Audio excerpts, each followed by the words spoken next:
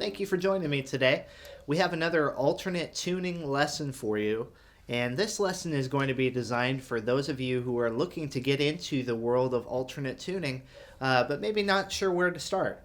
We have a really cool tuning today called the Processional tuning. It's based on a song by Will Ackerman, and it was such a cool tuning that other players started to use it and do their own thing with it, and so we're going to bring that to you today.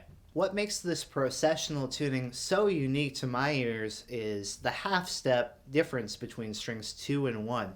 If you just play string 2 and then play string 1, we hear those notes being so close together. There's a beautiful dissonance happening here that works really well in a lot of the chord voicings that we'll show you today. In fact, before we even get to any of the chord voicings, try just playing all 6 strings open in succession. The tuning almost plays itself. So much fun. So a great place to start when we're getting into alternate tuning is to learn where some of our old familiar chord voicings exist in the new tuning. So we're going to start there today and show you where some common chords are going to be found in this tuning.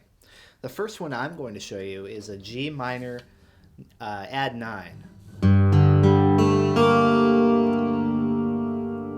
And we're starting at the 5th string open, 4th string open. I'm only fretting the 3rd string at the 2nd fret and leaving strings 2 and 1 open.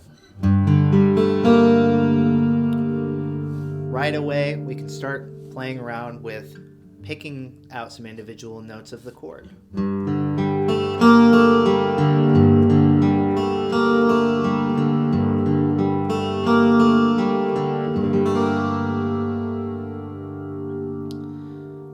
Chord I went to in my intro was an E flat chord.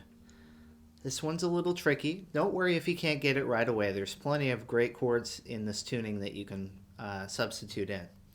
But here I'm starting at the 6th string with my index finger at the 6th string 1st fret. 5th string open. Middle finger at the 1st fret 4th string. Pinky finger at the 2nd fret 3rd string, and my ring finger at the 1st fret 2nd string. 1st string can be left open. An E flat chord there. For a little variety, try taking the 2nd string note off.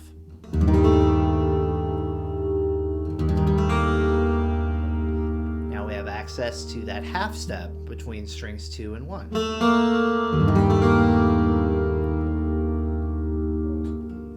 D minor can be played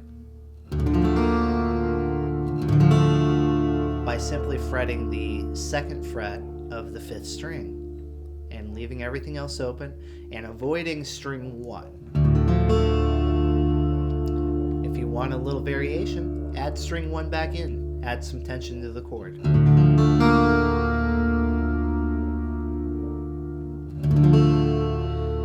To make a D major chord, I'll add my index finger to the 1st fret of the 3rd string.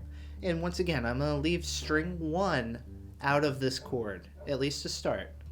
So open 6th string, 2nd fret 5th string, open 4th, 1st fret 3rd string, and open second. Once again, if you want to add a little extra flavor to the chord, go ahead and play that first string open. If you want just the nice consonant sound, leave the first string out.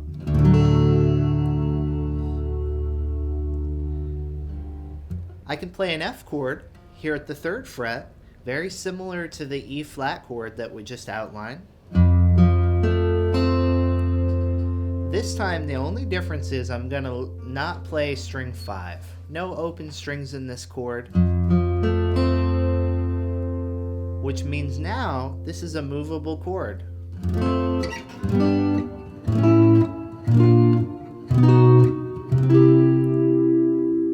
Anywhere I want to use that shape, as long as I don't play any open strings, it works as a major chord that can be slid up and down the neck. From F to G to A to B, C, and so on. Very handy.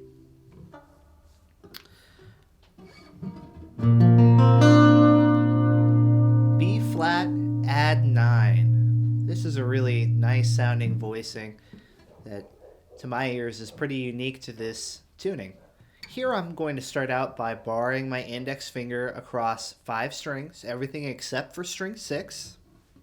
I'm going to add my ring finger into the 5th fret of the 3rd string and my middle finger into the 4th fret of the 1st string.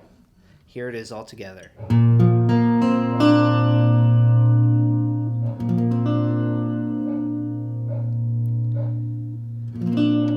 Because this chord is a bar chord, this can also be slid around the neck.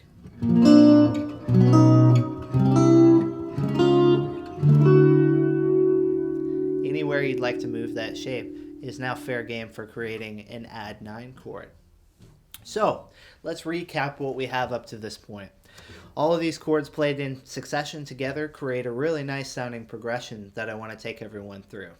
Let's go back to our G minor add 9. Now to the E flat, to D minor, D major,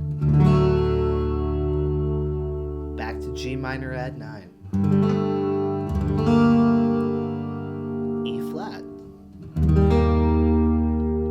D minor, B flat add 9. Okay, now let's put a little groove to it. Let's put a little strumming motion to this.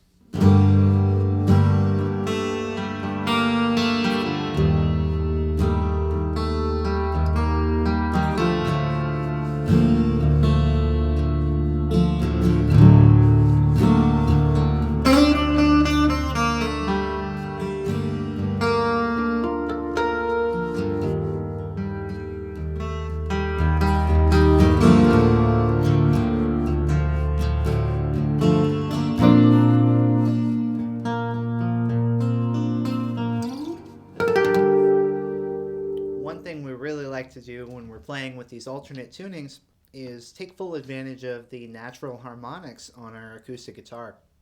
You saw me do that intermittently through the last chord progression. So just when I felt like it, I would come up here to the 12th fret and play my little X-Files sound there. And if you're unsure about harmonics, the technique is to lightly rest your fingertip above the fret wire at the desired fret number, but above the wire, not above where you'd press down. So if I'm trying to sound a natural harmonic at the 12th fret in this tuning, I'm going to target the actual fret wire, strike the note by lightly touching my finger to the string and then releasing. And now the note's still going to ring out. It achieves that bell-like sound. There it is. If you want to strike some in quick succession, you can, and then release your finger. And intermittently, as you're experimenting and having fun with these chords, you can try playing some of these harmonic notes at the 12th fret, 7th fret, or 5th fret where they're most easily played. So if I'm playing my first chord, my G minor at 9, I'm maybe picking the notes individually a little bit.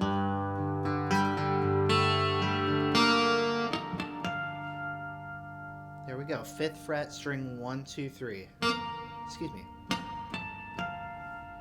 1, 2, 3.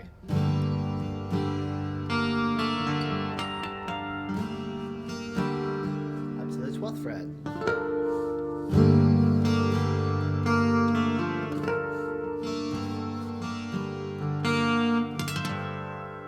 7th fret. Reverse rake. Just take your pick and just drag it across the strings. Really nice sound that lends itself well towards these alternate tunings.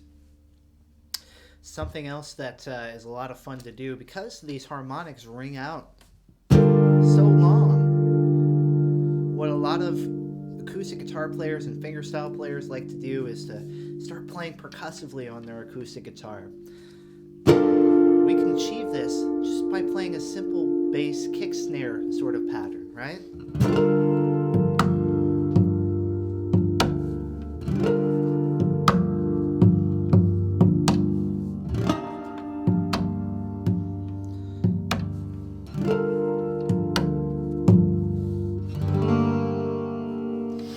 Something fun to experiment around with. There's so many great players who are excellent, awesome at doing that, playing percussive. It's almost like turning the acoustic guitar into a hand drum. Another really nice thing that we can add into our chord progression today is to do a little bit of fills and melody playing up on our first string.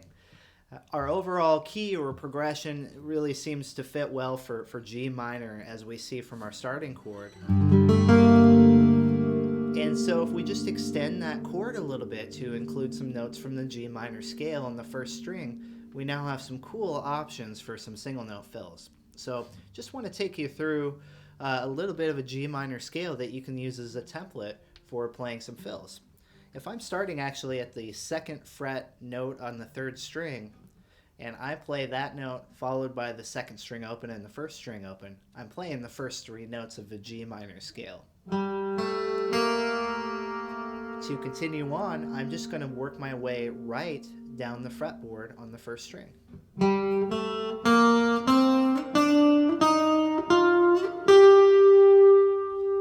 So now I have a simple scale. I don't need to relearn my whole fretboard for the alternate tuning.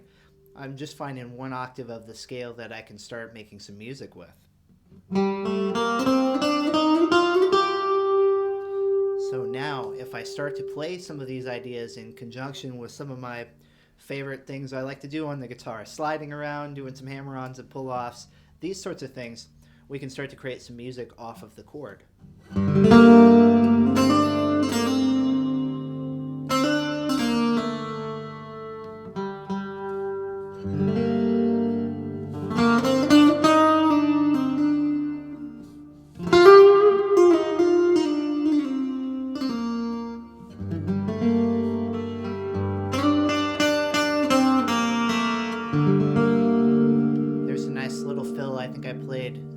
Through the progression, starting here at the 4th fret, sliding in.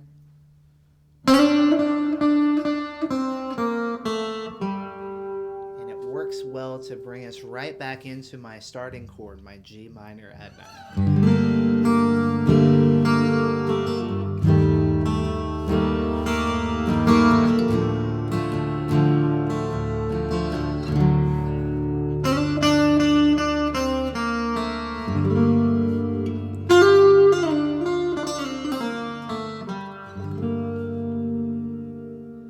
So there we have an introduction to the processional tuning. Really cool sounding tuning for our acoustic guitar. Works on electric too, you never know. I hope that opened up some doors for all of you out there on how to start adding in some alternate tunings into your playing. And I'll see you next time.